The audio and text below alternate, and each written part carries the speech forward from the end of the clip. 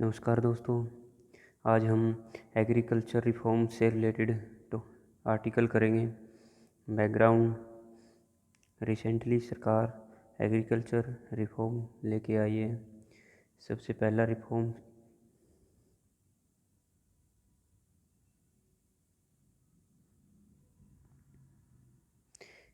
Essentials commodity act (ECA).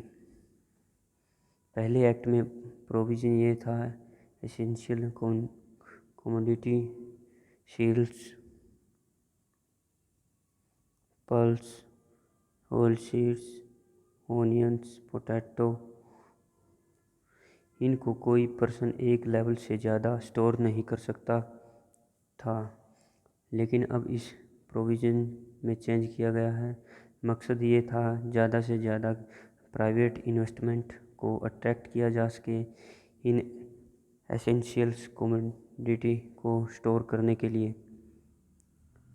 फसल की कटाई के बाद लॉस ज़्यादा होता था क्योंकि स्टोरिंग इंफ्रास्ट्रक्चर्स मजबूत नहीं है, और जिसके लिए ये प्रोविज़न भी दोषी था। बट अब ये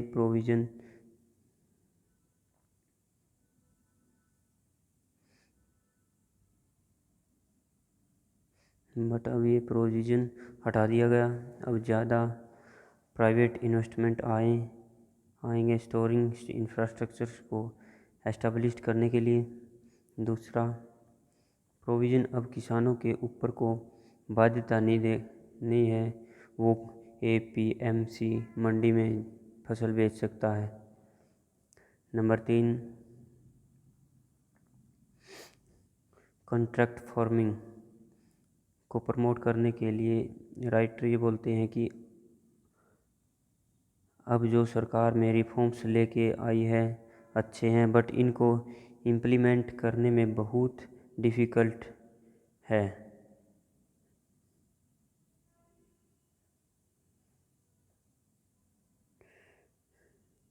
टाइम इनकंसिस्टेंसी प्रॉब्लम: ये प्रॉब्लम तब पैदा होती है जब डिसीजन समय के अनुसार चेंज होती रहती हैं।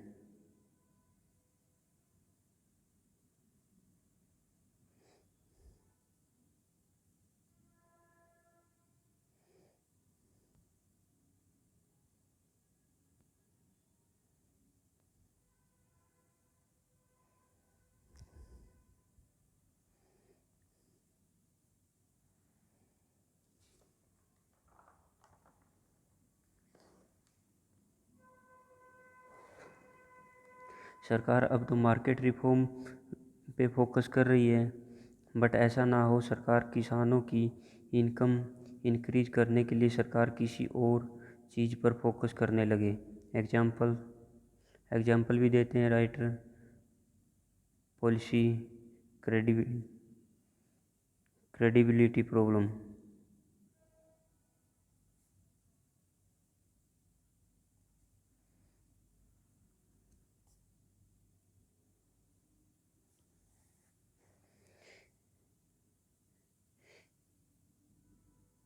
इन 2016 सरकार ने ई नाम लॉन्च की।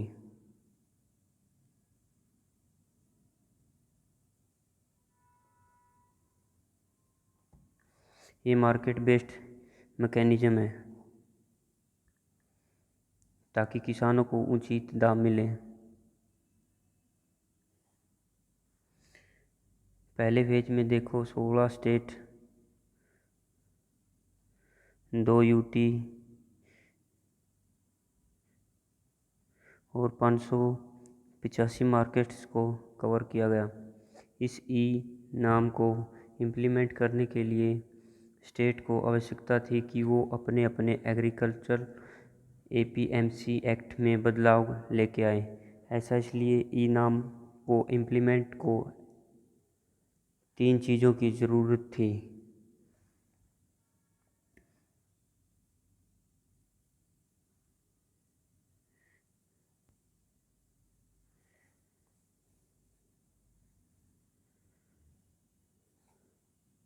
और जब ये नहीं चला, सरकार ने PM आशा लॉन्च की।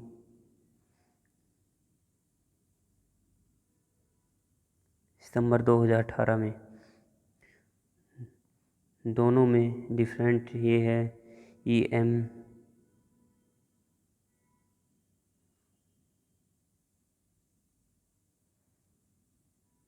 ई-नाम मार्केट रिफॉर्म है। पीएम आशा ये पब्लिक प्राइवेट सपोर्ट है।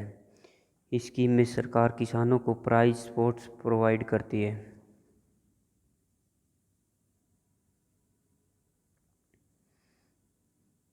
तीन कंपोनेंट थे इस फॉर्म के। Price support scheme PSS, MSP देगी सरकार ज़्यादा। Number 2 price deficiency payment scheme PDPS. अगर किसान अपनी फसल मार्केट से बेचते हैं एमएसपी से कम रेट पर, तो जितना कम रेट जितना कम रेट पर किसान बेचते हैं उसकी भरपाई सरकार देगी।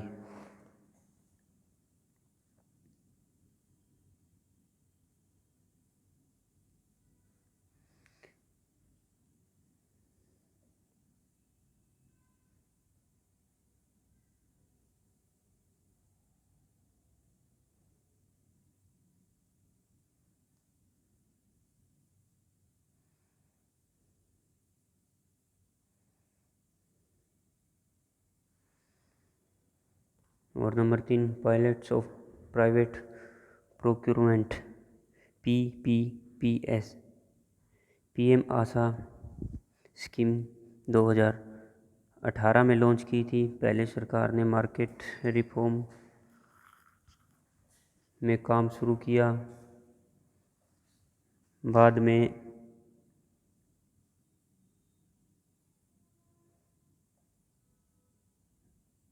2016 में फोकस ई-नाम स्कीम पर किया।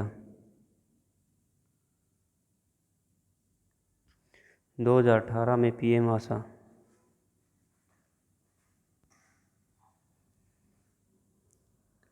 बट इसकी भी इम्प्लीमेंट ठीक नहीं थी।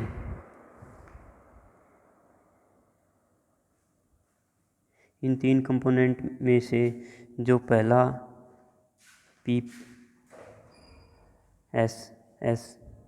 और नंबर 2 पीडीपीएस, इसको ट्रायल बेस पर मध्य प्रदेश में स्टार्ट किया।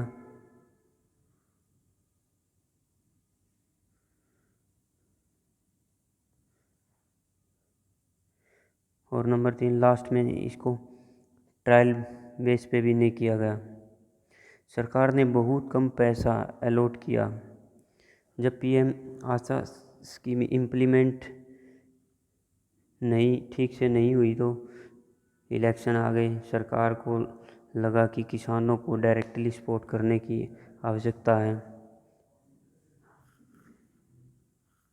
आप देख रहे हो कि पूरी जर्नी किस प्रकार से सरकार की पॉलिसी फ्लिप फ्लॉप कर रही है। कभी मार्केट पर रिफॉर्म लेके आती है,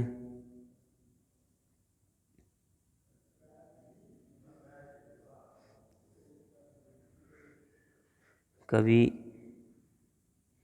ई-नाम स्कीम, कभी पीएम आशा, और कभी किसानों के अकाउंट में डायरेक्ट पैसा भेज देती है। मतलब कोई विजन नहीं है सरकार के पास कौन सी चीज़ से किसानों को फ़ायदा पहुंचाया जा सकता है और एग्रीकल्चर में रिफॉर्म्स ला सकते हैं। पीएम किसान लॉन्च की थी इलेक्शन से पहले। 1 साल में 6,000 रुपये 3 इंस्टॉलमेंट में देने स्टार्ट किए गवर्नमेंट ने।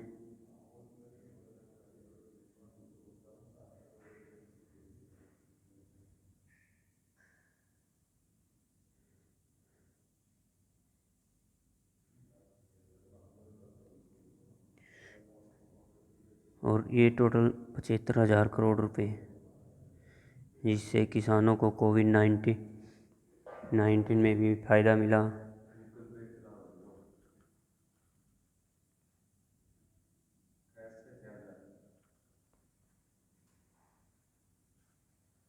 इनाम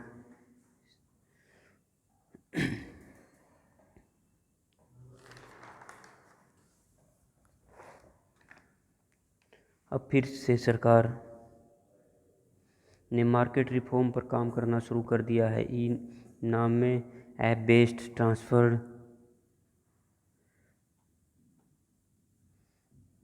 service flip flop inform policy is not good. अलग अलग समय पर सरकार को फोकस होता है, वो अलग पॉलिसी पर होता है। ये जो पॉलिसी में फ्लिप फ्लॉप होता है, इससे प्राइवेट इन्वेस्टर में कॉन्फिडेंस नहीं आता। वो वेट एंड वॉच की रणनीति अपनाते हैं, क्योंकि उनको लगता है कि सरकार की रणनीति फिर से कुछ चेंज हो गई, तो इसलिए इन्वेस्टमेंट करने से इतराते हैं। इसलिए सरकार को एक विजन रखना चाहिए। बार बार में फ्लिप फ्लॉप सही नहीं है।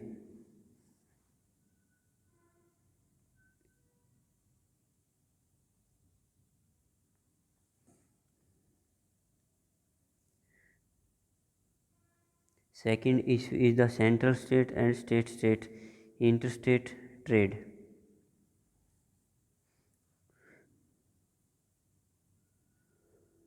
गुड्स का मूवमेंट होता है एक स्टेट से दूसरे स्टेट में, तो इसके लिए कोऑर्डिनेशंस होना बहुत ज़रूरी है विभिन्न स्टेट के बीच और सेंट्रल स्टेट के बीच। इसके अलावा पहले जो सेंट्रल गवर्नमेंट ने मॉडल एक्ट प्रेजेंट किए थे कि आप कानून बनाइए, हो सकता विभिन्न स्टेट को प्रॉब्लम आई हो उन मॉडल एक्ट के आधार पर कानून बनाने में। तो आवश्यकता ये है कि central government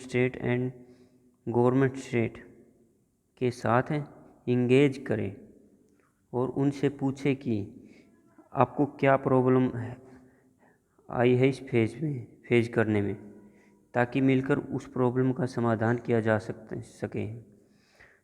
third important issue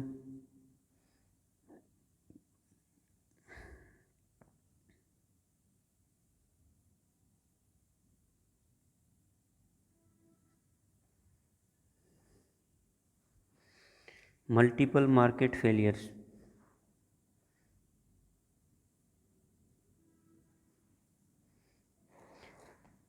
market reform तो सरकार ला रही है, बट अगर किसानों को उचित क्रेडिट नहीं मिलेगा तो फिर किसान किससे लोन लेंगे? लोकल साहूकार से लोन लेना पड़ता है। फिर अगर बैंकों से लोन नहीं मिलेगा तो जिस आड़ती से या जिस साहूकार से लोन पैसा लिया जाता है फसल की कटाई के बाद, उसे ही अपनी फसल बेच दी जाती है।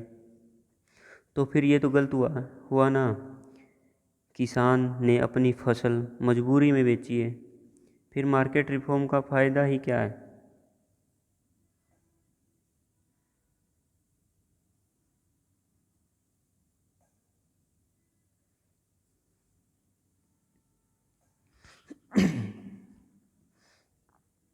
अगर किसान उसी को अपनी फसल बेच रहा है जिससे उसने पहले लोन लिया था, फ़ायदा तो तब होगा ना जब किसान अपनी मर्ज़ी से बेचे, जहाँ उसे अपनी फसल का उचित दाम मिले। तो आवश्यकता ये है कि एक तो किसानों को आसानी से क्रेडिट मिले बैंकों से, ताकि मजबूरी में लोकल साहूकारों और आड़ती से लोन ना लेना पड़े, और वो भी ज़्यादा इंटरेस्ट पर। दूसरा, अगर फसल ख़राब हो जाती है तो उसके लिए इंश्योरेंस का मैकेनिज्म भी होना चाहिए। तीसरा, अभी देखो लैंड लीजिंग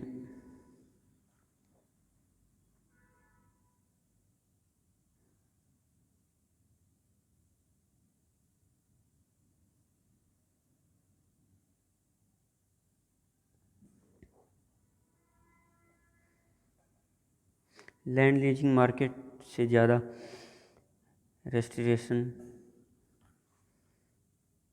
है। जिनके पास लैंड नहीं है वो बड़े ज़मींदारों से लैंड लीजिंग नहीं ले पाते, क्योंकि बहुत सारी दिक्कतें आती हैं। इस पर भी रिफॉर्म आना चाहिए। ये जो लास्ट के 3 या 4 पॉइंट हैं,